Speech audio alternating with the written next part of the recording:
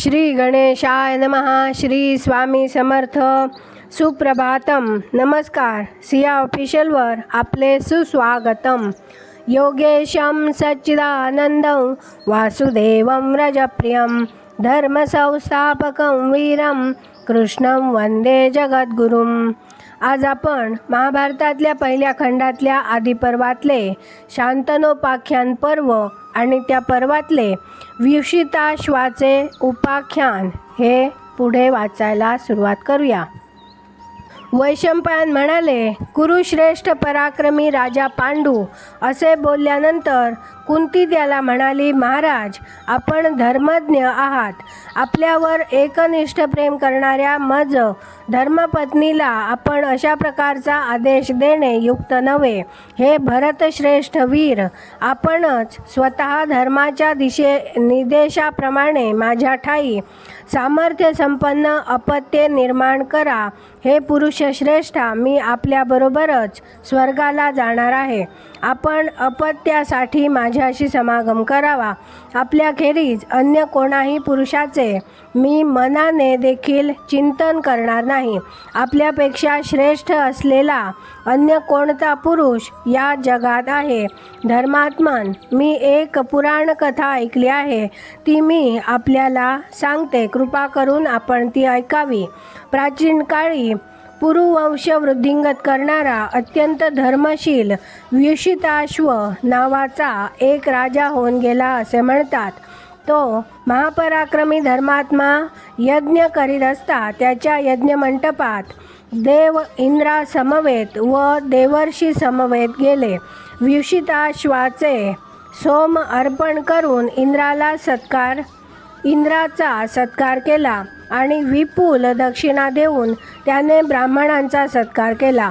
या महात्म्या राजर्षीच्या यज्ञामध्ये स्वतः देवांनी आणि ब्रह्मर्षींनी यज्ञीय कर्मामध्ये जातीने भाग घेतला. यामुळे शिशिर ऋतू संपल्यानंतर ग्रीष्म ऋतूमध्ये सूर्य ज्याप्रमाणे आपल्या दाहक तेजाने लोकांना असह्य होतो, त्याप्रमाणे तो व्युषिताश्व राजा आपल्या उग्र तेजामुळे सर्व लोकांना असह्य झाला. त्या राजाने अश्वमेध महायज्ञ केला आणि यज्ञाच्या निमित्ताने पूर्वेकडील, उत्तरेकडील, पश्चिमेकडील आणि दक्षिणेकडील राजे त्याने जिंकले.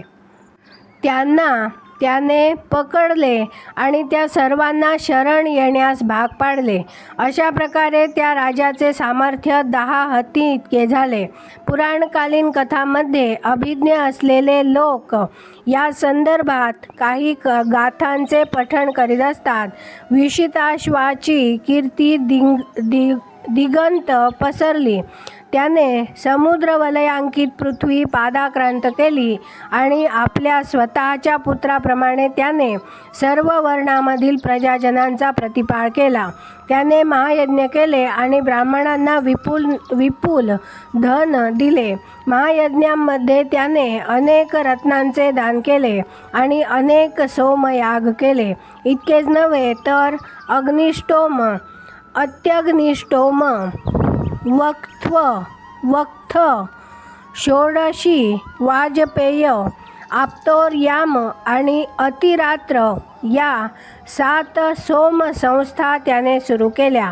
काक्षीवान नावाच्या राजाची अलौकिक रूपवती भद्रा नावाची कन्या व्युषिताश्वाची भार्या झाली.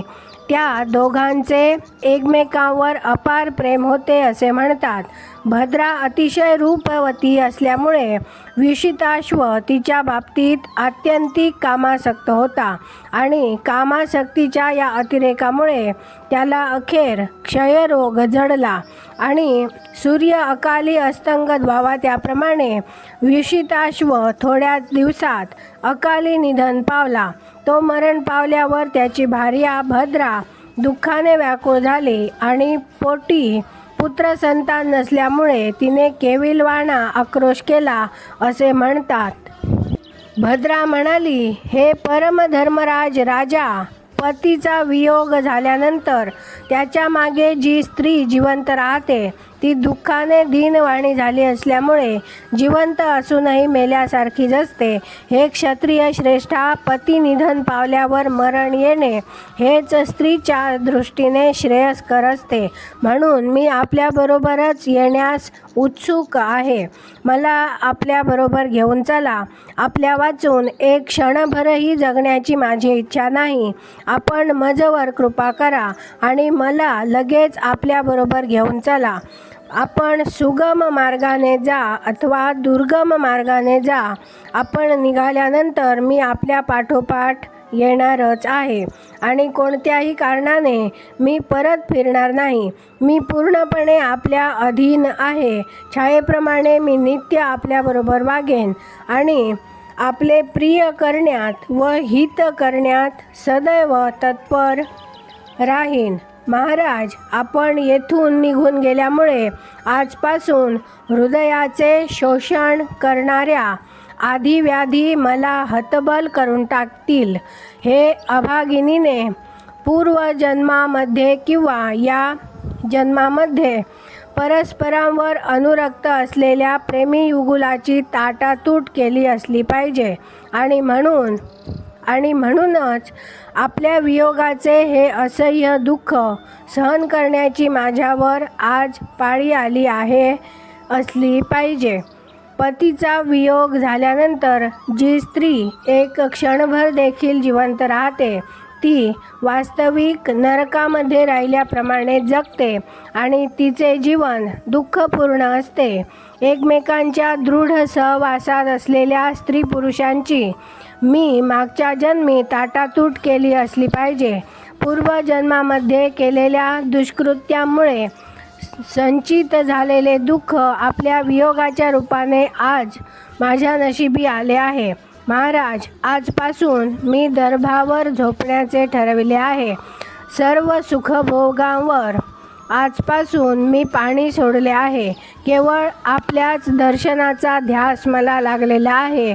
काय वाटेल ते करा, पण मला पुन्हा दर्शन द्या आणि दुःखसागरात बुडत असलेल्या आणि आर्तविलाप करणाऱ्या मला अभागिनीला आपण मार्ग दाखवा. कुंती म्हणाली, अशा प्रकारे पुन्हा पुन्हा दारुण विलाप करणाऱ्या व पतीच्या शवाला घट्ट मिठी मारलेल्या भद्रेच्या कानावर दिव्य वाणी म्हणजे आकाशवाणी पडली. सुभद्रे, उठ, येथून जा. मी तुला वर देत आहे. मी तुझ्या ठायी संतती निर्माण करीन. ऋतुस्नात झाल्यानंतर आपल्या शय्येवर तू चतुर्दशीच्या रात्री अथवा अष्टमीच्या रात्री माझ्याबरोबर समागम कर. मी दिव्यवाणी ऐकल्यावर पुत्रप्राप्तीसाठी आसुसलेल्या त्या भद्रेने दिव्यवाणीने आदेश दिल्याप्रमाणे जसेच्या तसे केले. तिने आपल्या पतीच्या शवाबरोबर शयन केले आणि त्या शवापासून तिला 3 शाल्व आणि 4 मद्रपुत्र असे एकूण 7 पुत्र झाले. भरत श्रेष्ठ तपश्चर्येच्या सामर्थ्याने आणि योगबलाने युक्त असलेले आपण सुद्धा केवळ मनोबलाने माझ्या ठायी पुत्र निर्माण करण्यास समर्थ आहात. आज आपण इथे थांबूया. माझ्या सिया ऑफिशियलला सबस्क्राईब केले नसेल तर कृपया आत्ताच सबस्क्राईब करा आणि दररोज सकाळी 6:30ला महाभारत कथा ऐकण्याचा आनंद अवश्य घ्या. बाजूच्या बेलवर क्लिक करून लाईक करायला विसरू नका. शेअर करा, कमेंट करा आणि राधे राधे लिहायला विसरू नका. धन्यवाद. जय श्री कृष्ण.